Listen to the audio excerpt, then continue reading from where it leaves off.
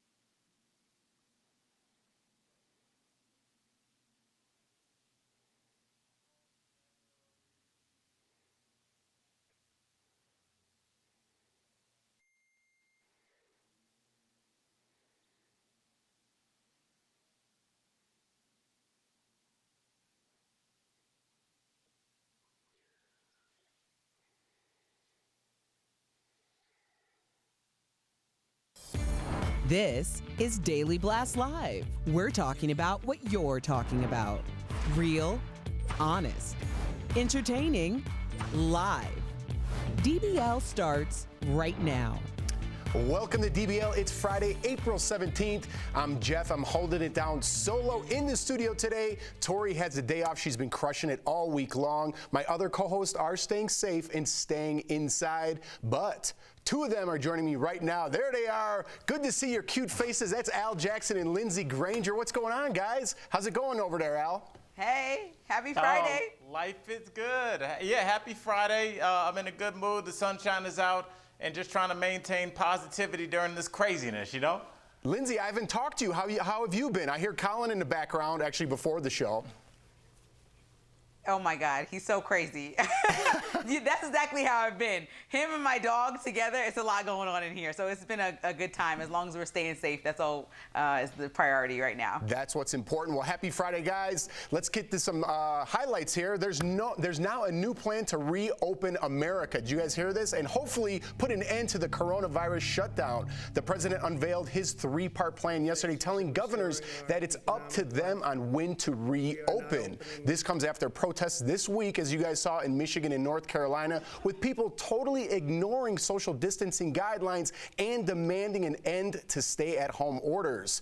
Similar protests took place in Texas, Virginia, Ohio, and Utah, and Michigan Governor Gretchen Whitmer is speaking out on GMA about the tough situation in her state. She's working with 6 other Midwest states on a plan to move forward. Let's check it out. Well, here in Michigan, we've had to be really aggressive. We've got the 3rd highest death rate in the country right now. We are not the 3rd highest state. We have a unique crisis that is playing out here, and we need a unique solution. And so banding together is a good thing because we're going to work regionally, and we're going to share intelligence, and we're going to make informed decisions. Meantime, Amazon has its own plan to keep workers safe, saying it's preparing to test all of its employees by building its own lab. And Starbucks is also preparing to reopen, saying they're hoping to be pouring $5 cups of coffee again in June. I ad-libbed that. Some of them are only 4 cups. But what do you guys think about reopening America so soon? Do you think this is a mistake, Al? I do, Jeff, just because, and trust, look, Jeff, what we do on the show is we always have both sides of the discussion. So I don't want people to think that I'm attacking them for wanting to get back to work. I admire you for that. I love that you want to support your family, but we don't have the testing right now. I do like the plan in place. I actually love the plan in place. I actually read the whole thing, Jeff, so where's my confetti? My only issue is we cannot really reopen if we don't have testing because we don't know. Most people, a lot of people are asymptomatic, meaning they don't look sick, so they could spread it. I could have it right now. I don't know. Anybody could. So it's a really scary time. I understand why they're frustrated. We're all frustrated, but just letting everybody go back out and then having another spike in cases, I think negates everything we've done up to this point, all the sacrifices. Yeah, I totally agree with you. This seems a little crazy and a little too soon. How are you feeling about this, Lindsey? So I watched the press conference yesterday, and I just figured that if the CDC is backing this plan and Fauci, who's our top expert in the specific, virologist field, are saying that this is okay, I would hope they did their due diligence, right? And we're trusting these as our top experts to tell us when and where to do this stuff. And if you talk about experts, you think about governors, and they're the experts of their states. And so if these governors know that there's a big difference, like North Carolina, which you mentioned earlier, has very low amount of cases compared to like a New York, there can't be the same exact plan in a New York as there is in North Carolina. So I hope these governors will look at this guideline, and when their state is ready, and hopefully, like Al said, when there's the testing available, they'll begin to implement some of these things, and it's a well thought out plan. I would hope that we're not going to go back and just go kind of into a situation where this happens all over again. Absolutely. And let's get to this next story because they touch on what we're talking about right now. Two big names in TV. They're TV doctors. They're under fire right now. Both Dr. Oz and Dr. Phil are being criticized over recent appearances on Fox News. Now get this. Dr. Oz has now apologized in this video. He posted to Twitter saying he misspoke. Here's a look at what Dr. Oz said earlier this week on Sean Hannity's show. Let's listen. Schools are a very appetizing opportunity. I just saw a nice piece in The Lancet arguing that the opening of schools may only cost us 2 to 3% in terms of total mortality. And, that's any life is a life lost. But to get every child back into a school where they're safely being educated, being fed, and making the most out of their lives with a theoretical risk on the backside, it might be a trade-off some folks would consider. Me personally, I have 2 children, and I'm not taking a 3% chance that my kid may die to get his education. That being said, meantime, Dr. Phil is being criticized for his comments yesterday on Laura Ingram's show. Let's take a look at that. 45,000 people a year die from automobile accidents, 480,000 from cigarettes, 360,000 a year from swimming pools, but we don't shut the country down for that. But yet we're doing it for this, and the fallout is going to last for years because people's lives are being destroyed. And just an important note on those figures, Dr. Phil said his numbers on swimming pools, they do not kill 360,000 Americans a year. There's about 3,500 deaths a year due to accidental drowning, according to the CDC. But guys, I really want to talk about this because he's talking about 2 to 3% going back to school. I totally disagree with that. I totally disagree with Dr. Phil. This is just my opinion. How do you feel about this, Lindsay? I mean, Dr. Oz, I'm not even going to comment because I think people with kids will be highly offended. But for Dr. Phil, I would say that, you can't compare something that's contagious like this virus to poverty that's not contagious. And what else? Swimming pool deaths, so drowning, that doesn't even make any sense. And I think that even if you are a doctor and you're not an expert in this field, we need to be listening specifically to like the Dr. Fauci's, who's one of the most experienced immunologists in our country. And don't just get on a TV show and just give out information. Even when we talk about it, we discuss not the specifics of how many people are going to get impacted and what we think about the expertise. We have a doctor on every day. So I think that, unless you're an expert in this specific field and have done extensive research, it's a time to just come together and kind of be quiet. Yeah, and listen, I just put in my mind, listen, if there was 100 people going to an island and there's a 1% chance, not a 2 to 3%, 1% chance, one of those people on that island has the coronavirus. You don't know which one, but life goes on as normal. Golfing, restaurants, socializing. Would you take that chance, Al, to go to that island and be one of 100? But here's the stipulation. You can't come back if you want help and the virus starts spreading. Would you take that chance? I absolutely wouldn't take that chance. And you know who else I wouldn't let take that chance? My children. You know who else I wouldn't let take that chance, Jeff? Your grandparents. I'm really sick and tired of having our youth and our people that are at risk for this most, the people 65 plus, just thrown around like, yeah, we have to make a couple sacrifices so we can go back to work. So be it. I don't feel like that. I value your grandparents. I value our viewers' grandparents. I value your children like my own, Jeff. And I'm not going to sit here and just let people just keep throwing around numbers like, yeah, 2 to 3%.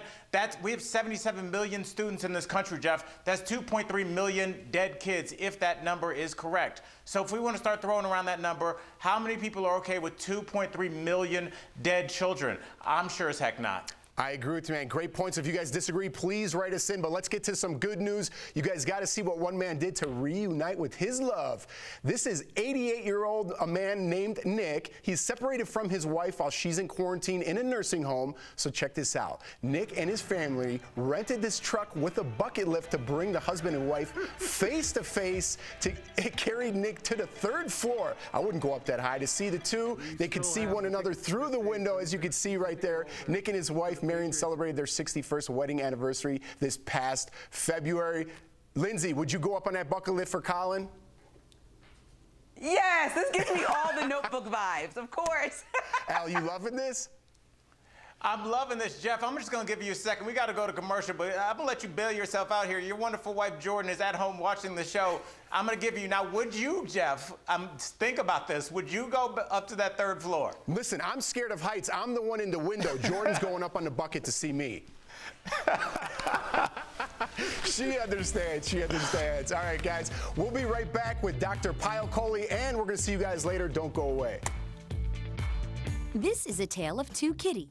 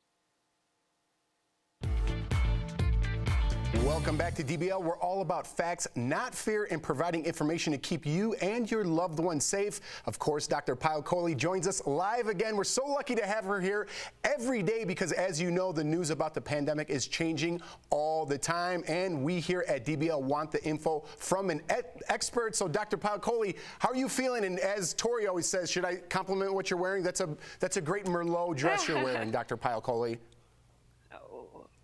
It's cold shoulder, Jeff. It's for social distancing month, so it's called the cold shoulder top. You look terrific. Let's get right to it. I want to know your thoughts on the president's rephase plan to open the country. He said that eventually we might be calling our own shots. How do you feel about this?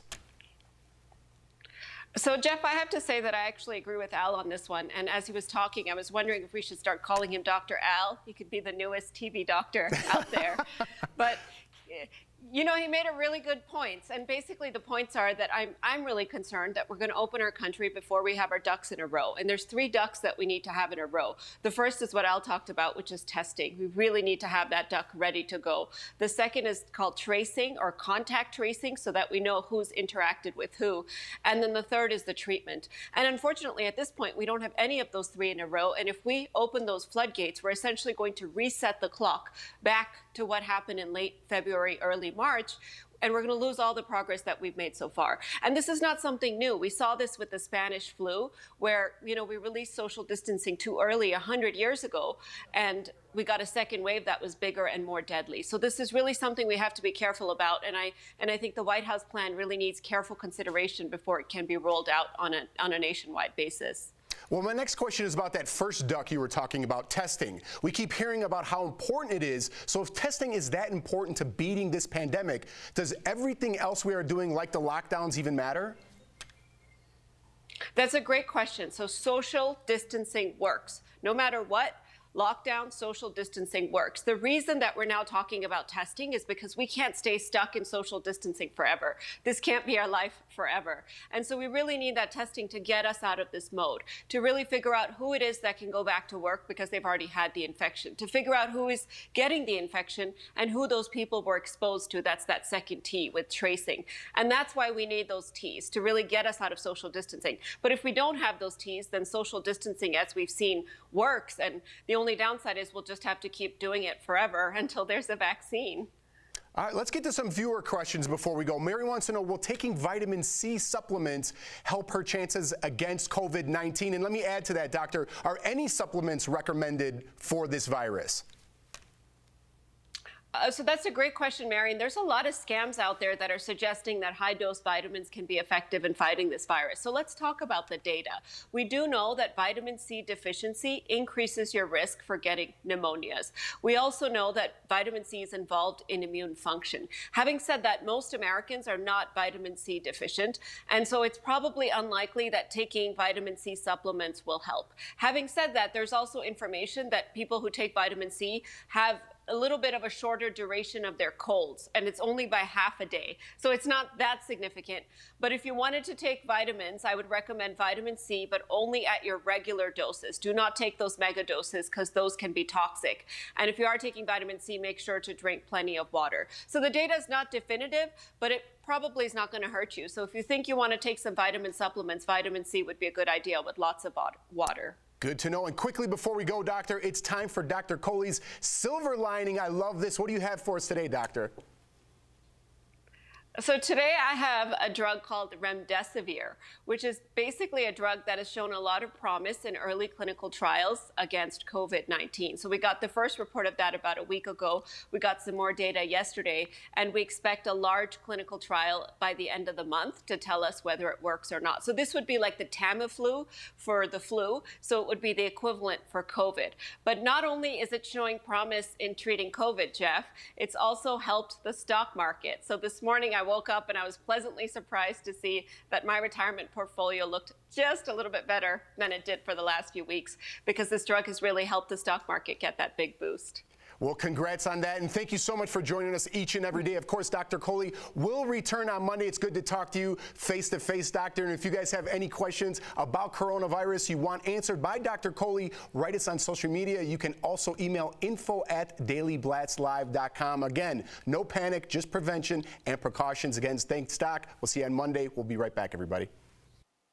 Broken air conditioner?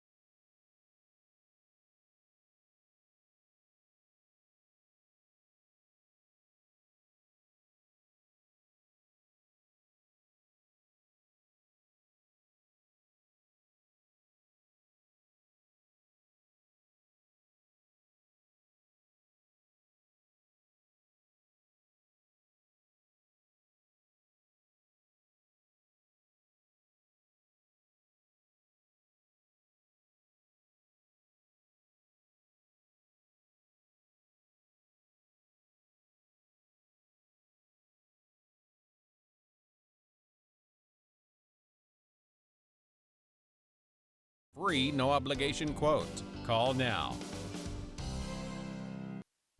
Welcome back to DBL. Trista Sutter was America's first bachelorette back in 2003, and she's still married to the man she picked. Earlier, I caught up with her on life with Ryan and getting creative during quarantine with their 2 kids. Check it out. All right, guys, we are joined now with my friend and former OG bachelorette, Trista Sutter. Will you marry me? Trista, how's everything going right now? I mean, everything's a little off, but I think we're all in the same boat together, even though we're not actually together. And you're also trying to stay positive because I saw that you put signs out in front of your house. I know your husband is a first responder. We should be putting signs out for him.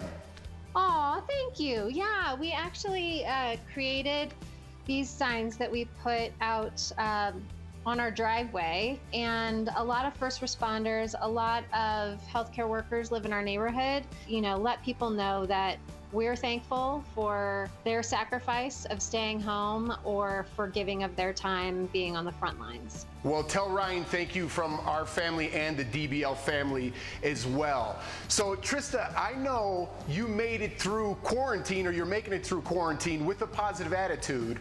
How does this compare to being on reality TV?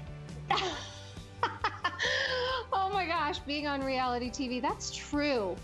You know what, Jeff? You're a really smart guy. There are a lot of very similar things that happen when you are quarantined on a reality show. You can't go anywhere. You can't talk to anybody except the people inside your own house. I saw that you were talking to some other former bachelorettes. Obviously, you were the OG bachelorette from 2003, but you had some other ones on there, and Claire. How do you think about her being the new bachelorette? I was missing my girl time, so I reached out to him and I said, hey, do you guys want to do a Zoom call? And so we've done a couple Zooms with a bunch of us. Claire hasn't been in on it, but I need to invite her because that's a really good idea. I love Claire for Bachelorette. She is established in what she wants to do with her life. She knows what she wants out of a guy. She's not going to hold back. She's going to tell you what she wants. She's beautiful. She's intelligent. Like all of those things, I think she's going to be amazing. Trista, you and Ryan have 2 kids. I have 2 kids. What are your kids doing during this quarantine time? What are you doing to keep them busy? So I've actually partnered together with Kellogg's to kind of bring you some tips, because I know you're in this boat too. With all these products that you see, the arsenal behind me, Fruit Loops, Cheez-Its, Eggos, and Pop-Tarts, you can use. You probably have some of these in your pantry or your freezer, and you can bust these out to be able to work on boredom, because I'm sure you hate the word just as much as I do. As you'll see, I'm wearing a Fruit Loop necklace.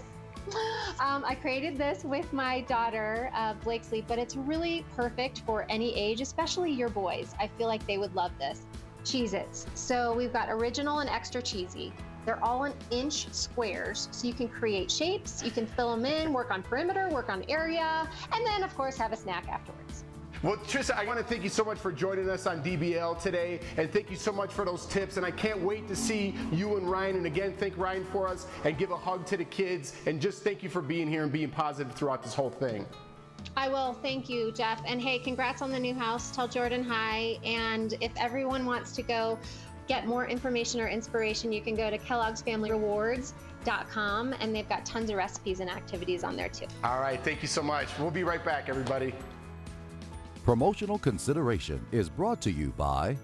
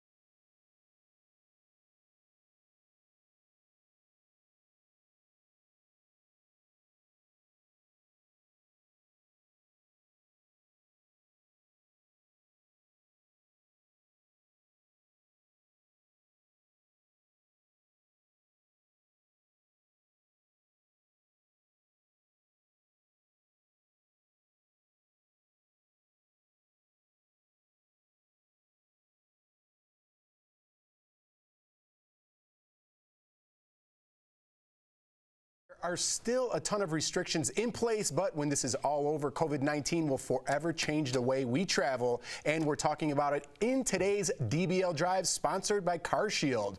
We know travel insurance will spike because people will be more cautious. The number of policies sold since January has already increased by 200%, and when it comes to flying, I love this one, airlines will likely have to accommodate personal space. If you're a cruiser, experts say long destinations will likely be reduced or even eliminated. For peace of mind, get an auto protection plan with CarShield. CarShield protects their members from the high cost of auto repairs. Call them today, 1-800-505-9619 for a free quote. Great advice, but Lindsay, I know you have a shout out before we go, so what is that? Yes, I want to shout out my parents, Susan and Gary. It's their 37th wedding anniversary, and I find that hard to digest and understand. But I want to shout them out. You guys know, you guys are both married or have been married, so it's a long time to be together. So I want to shout them out for celebrating it. Well, happy I have a picture on my phone, Al maybe. and Lindsay, thanks for joining us today. We'll see you same time on Monday, everybody. Have a great weekend and be safe.